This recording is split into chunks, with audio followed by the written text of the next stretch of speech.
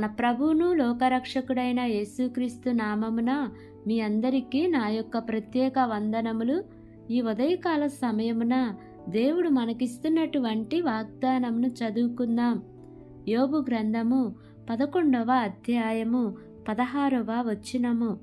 నిశ్చయముగా నీ దురదశను నీవు మరచెదవు, దాటిపోయిన పారు నీటిని జ్ఞాపకము చేసుకొనున్నట్లు నీవు దానిని జ్ఞాపకము చేసుకొనెదవు. ఆమేన్. దేవునికే మహిమ కలుగును గాక. ఈ ఉదయకాల సమయమున దేవాతి దేవుడు ఈ యొక్క వాగ్దానము ద్వారా మనందరితో మాట్లాడుతూ ఉన్నారు. ఈ యొక్క వాక్యమును మనం జ్ఞాపకం చేసుకుంటే నిశ్చయముగా నీ దురదశను నీవు మరచెదవు. మానవుని జీవితంలో కేవలం మంచి దశలే కాకుండా దురదశలను కూడా ఎదుర్కొనే పరిస్థితి వస్తుంది. మనకు అన్నీ మంచి జరుగుతూ ఉంటే చాలా సంతోషంగా ఉంటుంది. కానీ ఎప్పుడైనా జరగరానివి జరిగితే మనం చాలా కృంగిపోతూ ఉంటాం కదా. అమ్మో, మరలా నాకు ఈ పరిస్థితి వద్దు అన్నట్లుగా మనం ఆలోచిస్తాం. ఒక్కొక్కసారి అవి గతించిపోయిన తరువాత అమ్మో, అవి నా జీవితంలో ఎంత భయంకరమైన రోజులు అని వాటిని అప్పుడప్పుడు గుర్తు చేసుకుంటూ ఇంకా భయపడుతూ ఉంటాం. కానీ ప్రభువారు ఈ ఉదయకాల సమయమున ఏమని వాగ్దానం చేస్తున్నారు అంటే, నిశ్చయముగా నీవు నీ దురదశను మర్చిపోయేలా నేను చేస్తాను అని ప్రభు మాట్లాడుతూ ఉన్నారు. దేవుడే మన దురదశను తొలగించకపోతే దాని నుండి ఎవరు కూడా మనల్ని తప్పించలేరు.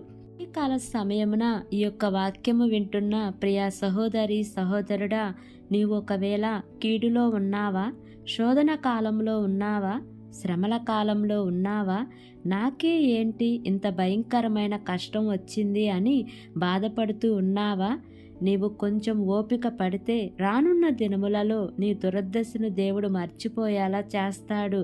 అంటే దాని అర్థం ఏమిటి అంటే, దేవుడు నీకు మేలు చేస్తారు అని అర్థము.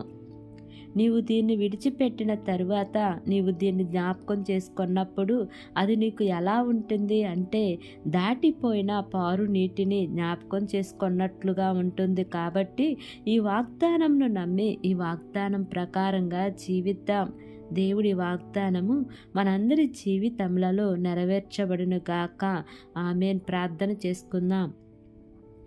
ప్రేమ కలిగిన యేసయ్యా, కృప కలిగిన దేవా, నీకు వందనాలు తండ్రి, నీకు స్తోత్రములు ప్రభువా. ఇంతవరకు నీ కృపలో మమ్మల్ని కాచి కాపాడిన విధానాన్ని బట్టి నీకు వందనాలు తండ్రి. ఈ ఉదయకాల సమయమున మీరు మాకు ఇచ్చినటువంటి వాగ్దానాన్ని బట్టి నీకు వందనాలు ప్రభువా. నీ బిడ్డల జీవితంలో ఉన్న ప్రతి దురదశను తొలగించండి ప్రభువా. వారి అవసరతలు అక్కర్లు తీర్చండి తండ్రి. వారి సమస్యలన్నిటిలో నుంచి విడుదల దయచేయమని మిమ్మల్ని వేడుకుంటున్నాను ప్రభువా. మా దేశమును, దేశ ప్రజలను, దేశమును పరిపాలిస్తున్న ప్రతి అధికారుల కుటుంబాలను మీరు జ్ఞాపకం చేసుకోండియా. వారందరికీ మంచి ఆరోగ్యంను దయచేయండియా. వారు ఏ పని చేసినానో వారి పనులన్నిటిలో కూడా మీ యొక్క సఫలతను ఉంచమని అడుగుచున్నాను ప్రభువా.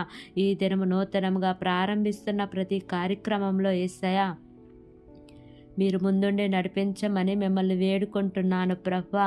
ఈ దినమున నాయన ప్రయాణం చేస్తున్న ప్రతి బిడ్డను జ్ఞాపకం చేసుకోండియా. వారి ప్రయాణాల్లో క్షేమాన్ని ఇవ్వండి తండ్రి.